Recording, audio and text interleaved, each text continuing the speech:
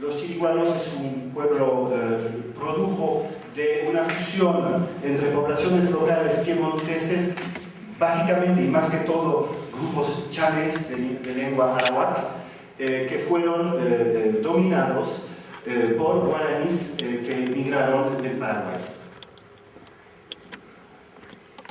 Entonces, la única metodología que me parece totalmente, o sea, que me parece el punto de partida esencial cuando tenemos dos relatos muy similares, es de ver exactamente dónde son similares y dónde difieren, y después de tratar de reflexionar sobre cada uno de estos elementos.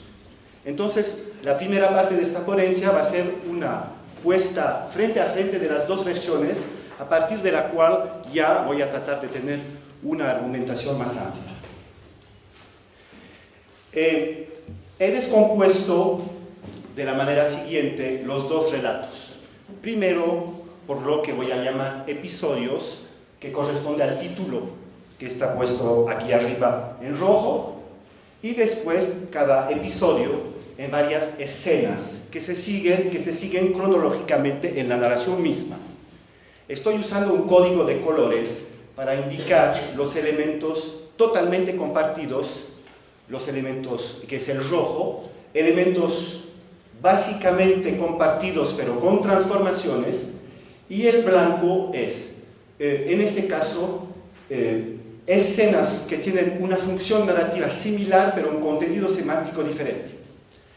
Verán aquí progresivamente, para guardar memoria de todo el relato mitológico, los colores y los números aparecen aquí abajo.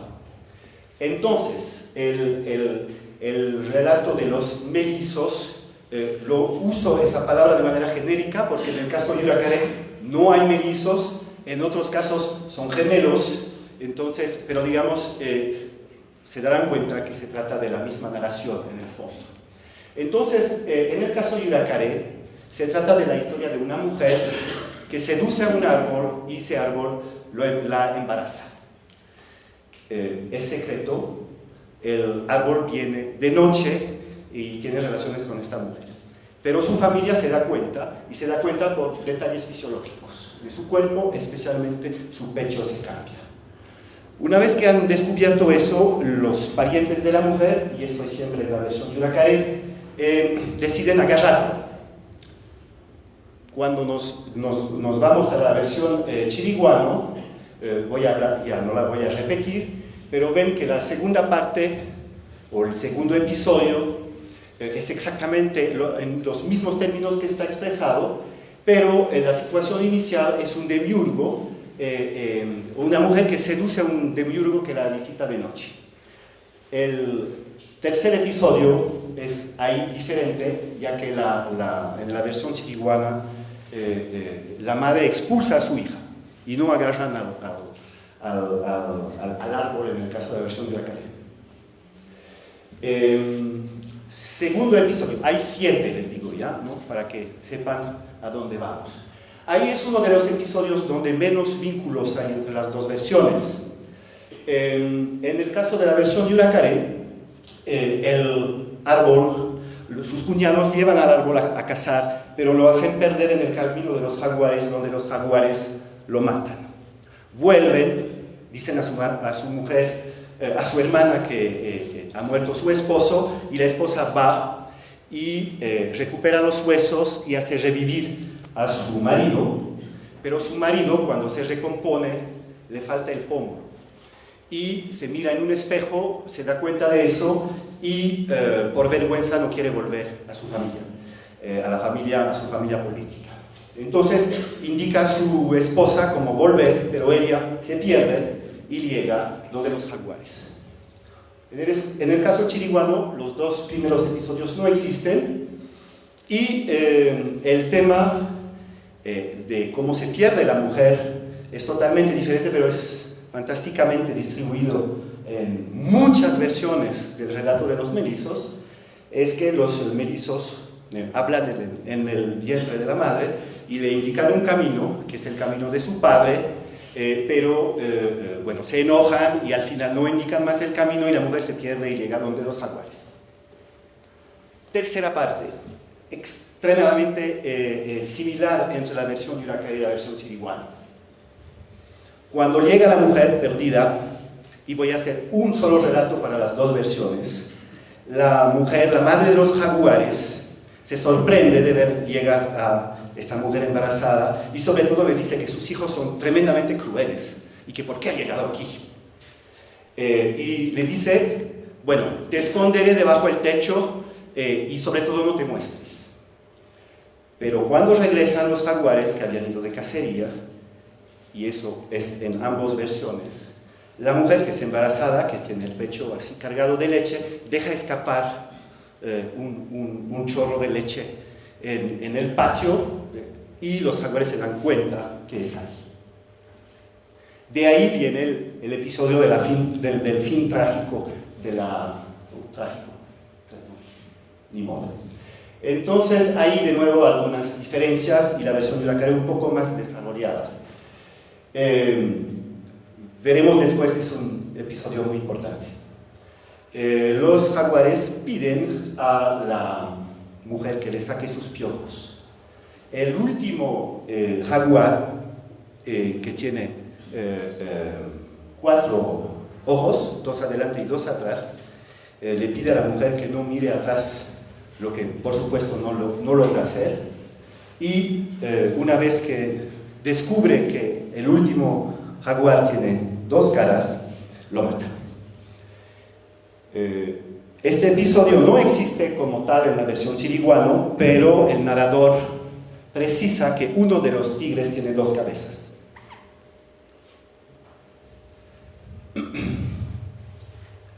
Sigue después el episodio del nacimiento de los mellizos, o en el caso de la versión Yuracaré del Demiurgo. Ahí también bastante similitud. Y voy a contar una sola versión. La madre de los jaguares pide el feto a sus hijos para comer. En el caso de Yuracaré hace creer que lo come, y en el caso chiriguano pone efectivamente todo a la olla, pero los mellizos salen sobre el reborde y al final decide cuidar, que es el caso en ambas versiones. La madre de los jaguares cuida a los mellizos o al Demiurgo. Quinta parte, quinto episodio, la vida escondida del Demiurgo o de los mellizos. Una sola versión puede servir de resumen tanto para el caso de Yuracaré como el caso chiriguano. Crece muy rápidamente el Demiurgo, los mellizos crecen muy rápidamente, piden flechas para ir a cazar a la madre de los tigres.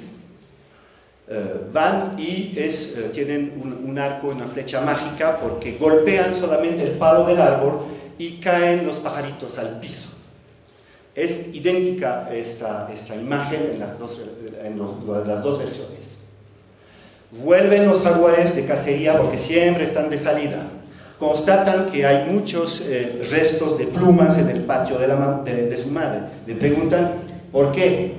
Ella trata de disimular, pero al final deja que sus hijos descubran que efectivamente está el Demiurgo, están los mellizos viniendo con ella.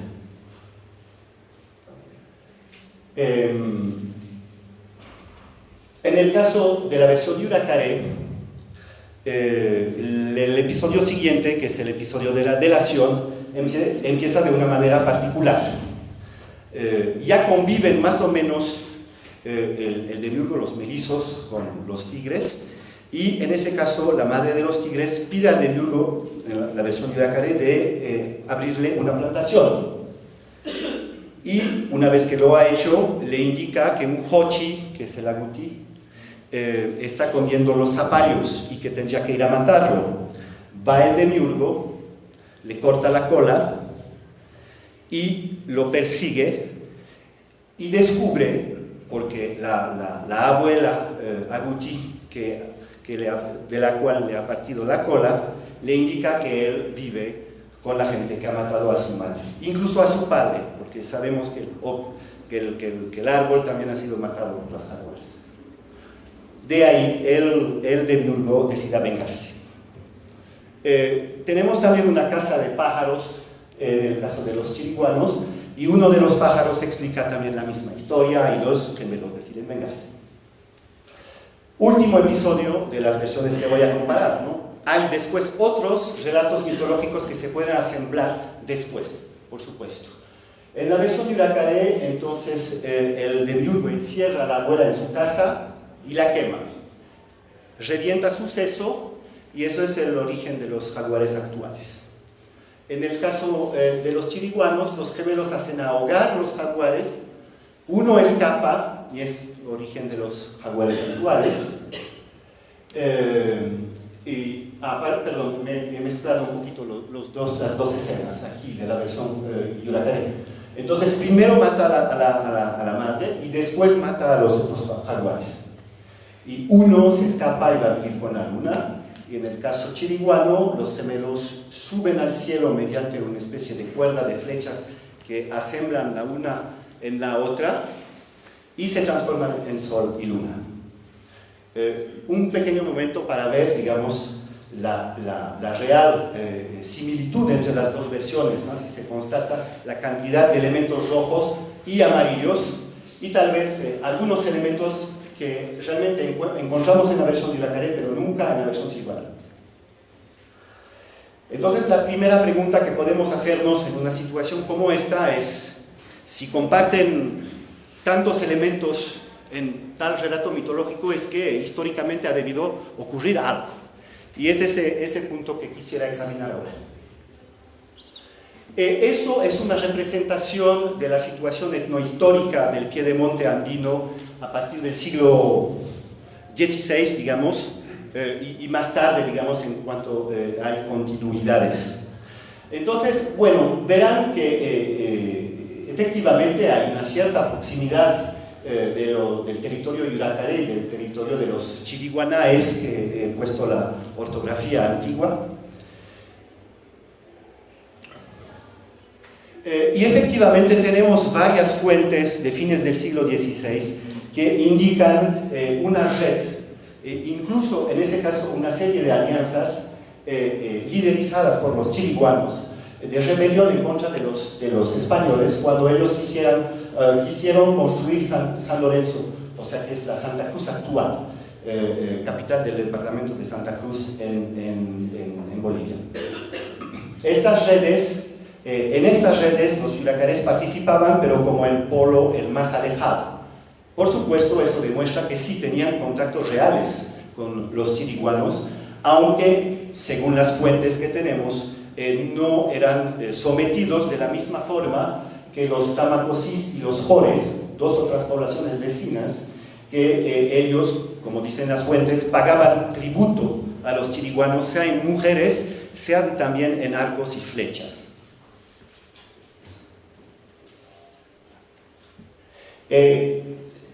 Estas tres poblaciones que estaban también viviendo en la zona, los jores, los tamacosis y los gorgotoquis un poco más lejanos, son tres grupos por los cuales no tenemos informaciones sobre su afiliación lingüística. Sabemos que vivían en la zona, pero no sabemos qué tipo de idioma hablaban y no tenemos mucha información de su cultura. Además de estos grupos, es importantísimo recordar también, ya lo dije, pero lo voy a repetir, que los chiriguanos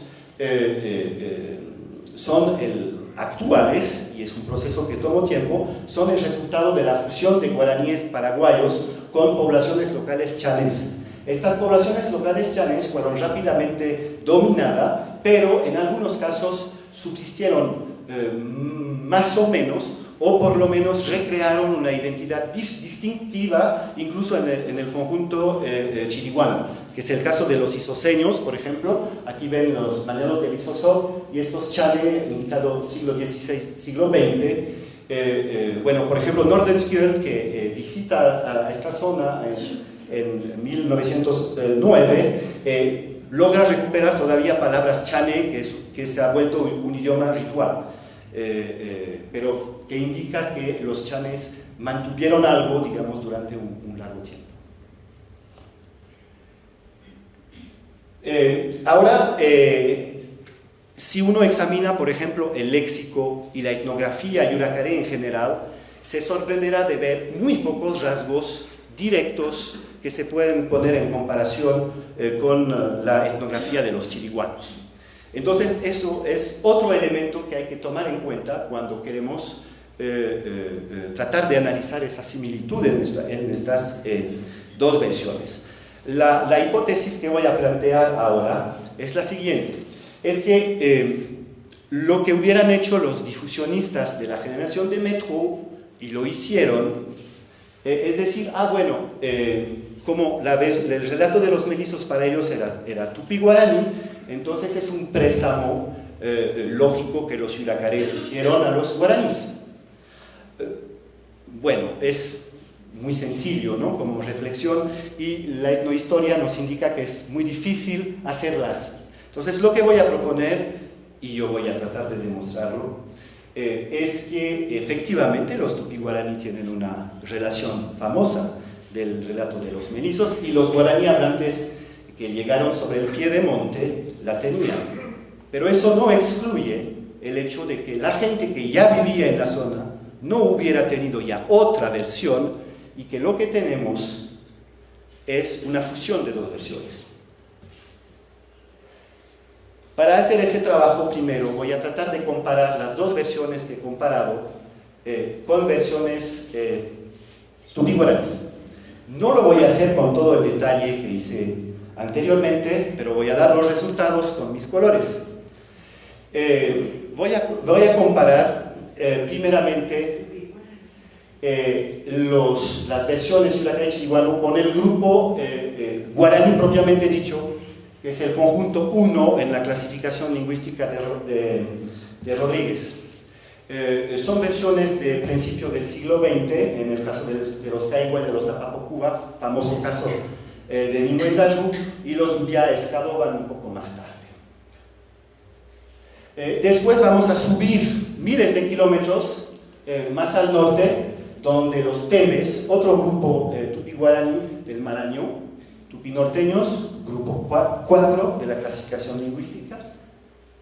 Después, otras poblaciones tupi-guaraní norteñas, los Guayampi, que son los más norteños de los tupi-guaraní, y los Urubucapor. Las versiones Guayampi es Grenon, Urubucapor es Oexle, y Tembe es también Ninguendayú. Y finalmente terminaremos, como siempre se debe terminar, con los Tupinamba, que es la versión de Tebe, que son del conjunto 2. Lamentablemente se notará que sobre esta parte del relato es bastante débil para hacer la comparación.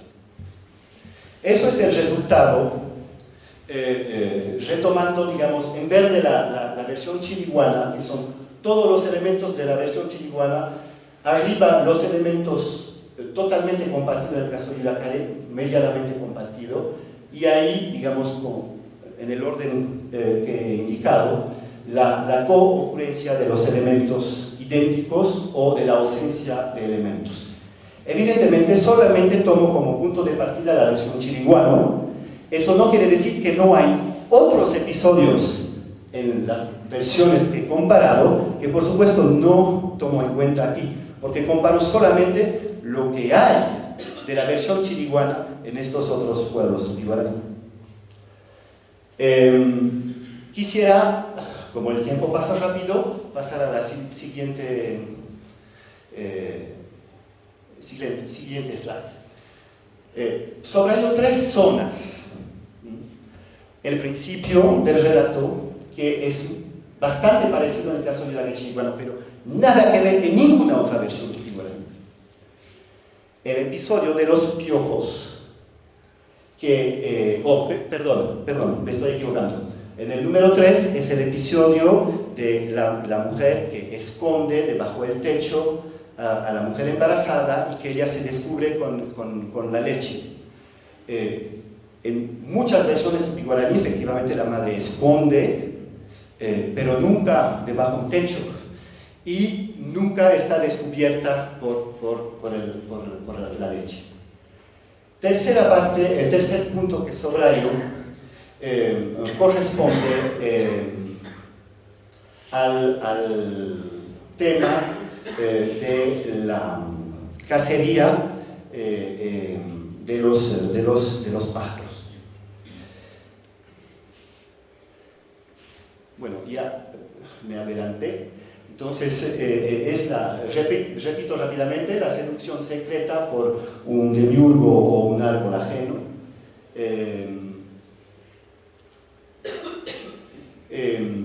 Me olvidé decir, efectivamente, el jaguar de dos cabezas, la proyección de leche y la caza de pájaros y el resto de plumas. Entonces, estos elementos no se encuentran de ninguna manera en ninguna versión tupi-guaraní, pero se encuentran en la Yuracaré y en la Chiriguana. Resultado, podemos decir mínimamente, sin hacer ninguna conclusión, que eso es el producto de un desarrollo local, regional, del relato de los menizos. Pasó algo en el Piedemonte. Pero ahora quisiera tratar de mostrar que efectivamente es muy posible de que en esta zona, ya antes de la llegada de los guaraníes, se contaba un relato bastante similar, sobre lo cual la versión guaraní se ha sobrepuesto sobre la versión que se contaba ahí. Y por eso voy a tratar de decir algo de un pequeño episodio que efectivamente no se encuentra en la versión chiriguana, pero sí en la versión Yuracaré. Entonces, no podemos decir que la versión Yuracaré se hubiera prestado de una versión chiriguana. ¿De qué se trata? Ya les indiqué, pero lo voy a repetir. Entonces, cuando está descubierta, la mujer embarazada tiene la necesidad de sacar, o sea, le obligan a sacarle piojos a todos los jaguares, y en el caso del último jaguar, descubre que tiene dos cabezas, y por eso este jaguar la mata. Entonces ahora he tratado de ubicar este elemento en toda otra serie de relatos de los menizos, y van a ver que se va a descubrir en el mapa todo otro tipo de viaje, ¿no? Bueno, primero era el caso de los piros, que es efectivamente la versión la más cercana que podemos imaginar de la versión de Yuracaré. Entonces la mujer embarazada tiene que sacar los piojos de los jaguares también. La madre de los jaguares le da carbón para morder, pero no tiene más carbón y entonces el jaguar la mata. Esa es la versión que recogió Pitgó, pero hay otra versión que podemos ver. Es la versión de Álvarez, una versión un poco anterior. Entonces es lo mismo, la madre de los jaguares saca piojos. Aquí no, perdón. Aquí es la madre de los jaguares que saca piojos a sus hijos y que da los piojos a la madre de la mujer embarazada. Y ella los transforma en carbón antes de ponerlos en su boca. Pero el último piojo del último jaguar es tan grande que lo vomita. Entonces, en el caso piro ya vemos variaciones, pero aparte del zapallo, o sea, el zapallo se transforma en carbón, pero si no estamos realmente con un episodio construido de la misma forma. Subiremos donde los Shipibo. Uno más. Entonces ahí la mujer embarazada acepta sacar los piojos de un jaguar, o sea, estamos en el mismo relato siempre, ¿no? Pero la madre de los jaguares le había dicho que no, y le había dicho que no, pero saca piojos, y ahí, digamos, es una versión restringida, porque directamente el jaguar mata a la mujer embarazada. Hay otra aparición del tema de los piojos, un poco más tarde, y aquí es revertido. Son los gemelos que sacan piojos a la madre de los jaguares y la matan con cerbatana. Y la despedazan en muchos pedazos. Reminiscencia de la explosión del cerebro también de la versión de la careta. Nos iremos donde los jíbaros.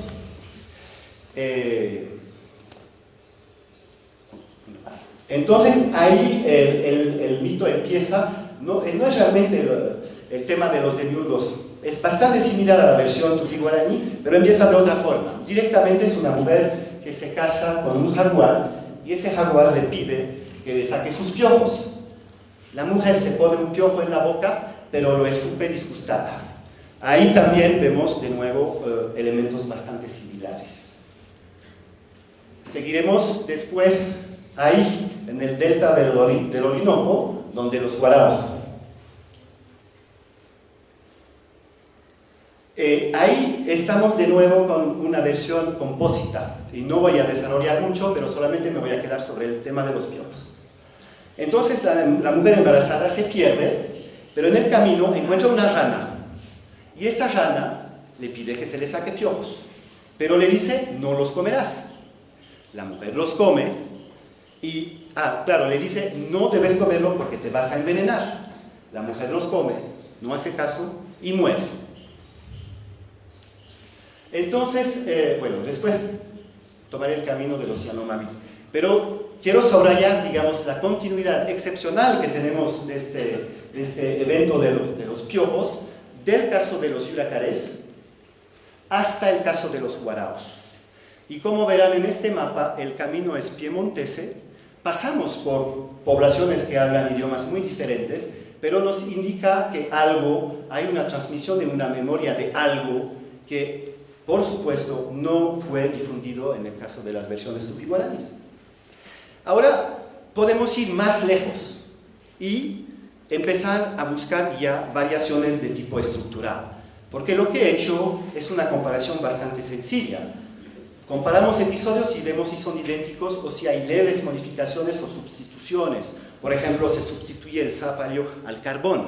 Ahora es una buena reflexión, porque estas dos cosas son conmutables. Ahora voy a demostrar que todavía en la zona del noreste, digamos en sentido amplio, ya hubo transformaciones estructurales del tema de los piojos. Primero veremos el caso de los Yanomami, donde es el cuerpo... bueno, no, está bien, seguiremos. Veremos el contenido. Entonces, en el caso de la versión Yanomami del relato de los melizos, es una mujer que se llama curare, creo que se dice el veneno en español, curare, ¿no? Cuida a los gemelos y les da un poco de su piel para que los jaguares no los puedan comer, ¿no? O sea, los melizos se vuelven amargos. Entonces ahí ven todo el problema de la ingestión de los piojos, que o bien es un veneno, o bien es algo que es tan disgustante que se escupe. Ahí ya no existe este tema, pero la transformación evidentemente es la idea de la no comestibilidad, en ese caso de los gemelos. Si hubiera habido solamente la versión Yanomami, tal vez no me hubiera atrevido y osado a ponerla, pero hay una versión Huitoto que caía de perilla, es de Preuss, veremos. Entonces ahí la madre de los jaguares baña el hijo de la mujer embarazada, que ya ha sido asesinada, con un jugo de planta amarga, y de planto, para que sus hijos, los jaguares, no lo puedan comer. Entonces ahí estamos en una versión, no hablamos de curare, pero estamos en una versión perfectamente similar. Bueno, he hablado de manera bastante rápida, yo creo que tengo 5 minutos para concluir. Perfecto. Bueno, este pequeño recogido y comparación en el mito de los melizos, por un lado sirve a aclarar un caso preciso, es el caso de por qué hay dos versiones bastante similares en el caso de los chiriguano y de los yuracarés. Me parece una hipótesis bastante apoyada con los hechos de que efectivamente pudo haber dos versiones y una superposición, una mezcla, un desarrollo regional, o sea, algo mucho más complicado de lo que imaginaban los difusionistas de hace 100 años. Pero tal vez eso no es lo más importante. Lo más importante, me parece, es que, como se darán cuenta, cuando empezamos a comparar relatos mitológicos con la idea del cambio mínimo, estamos operando un cambio con la metodología clásica del análisis estructural, donde al final el relato no importa, porque lo que importa es el sistema de transformación en sí, independientemente de los relatos que vamos a recuperar para construir el sistema de transformación. Y lo que me parece muy importante, si queremos desarrollar una reflexión sobre la relación del mito y de la historia, en el sentido, podemos hacer muchas reflexiones sobre relación mito-historia, pero la cosa que estoy apuntando aquí es la historia de una narración en el transcurso de las generaciones y de su replicación.